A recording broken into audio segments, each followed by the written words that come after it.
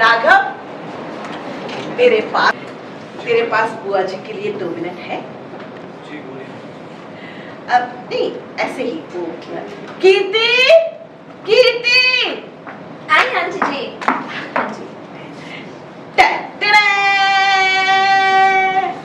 देखो, तुम दोनों की शादी का सही कार्ड मैंने छुपवा लिया है। देख राघव, कैसा लग रहा है? देखना। ना बोरिंग जवाब दिया तूने। कीर्ति, तुम्हें कैसा लगा बेटा? है ना? बस मेरी माता रानी से यही प्रार्थना है कि इस कार्ड की तरह तुम्हारी शादी भी एकदम सुंदर से हो जाए। ये शादी नहीं हो सकती।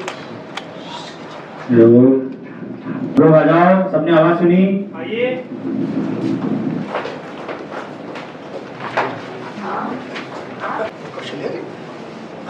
आप कैसे कब आए? आज ही आइए भाई साहब, और देखिए ना, उल्टे पैर आपके पास आ गए। तुझे तो यहाँ पढ़ने के लिए भेजा था ना, ताकि तू अपनी जिंदगी में कुछ बन पाए। तू तो मुझे बिना बताए अपनी शादी बना रही है।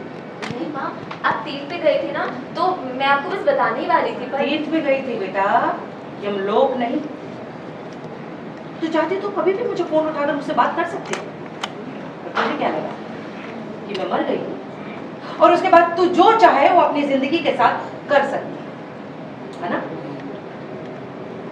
भाई साहब, आप, अरे आपके ऊपर तो बहुत भरोसा था मुझे, इसीलिए अपनी बेटी को आपको सौंपा था।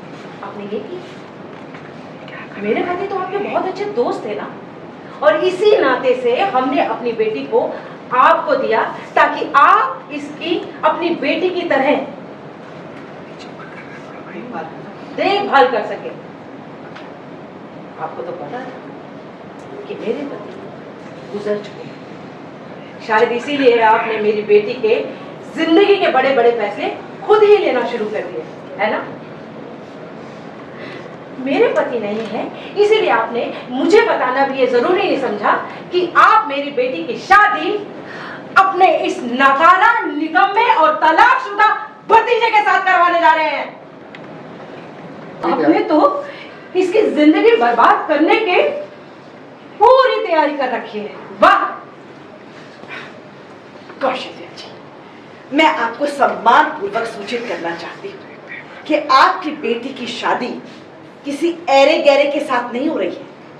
आपकी बेटी का रिश्ता राघव सूर्यवंशी के साथ तय हुआ है। राघव सूर्यवंशी के साथ हीरा है राघव, जिससे शादी करने के लिए सिर्फ इस शहर की नहीं, पूरे देश की लड़कियां मरी जा रही हैं।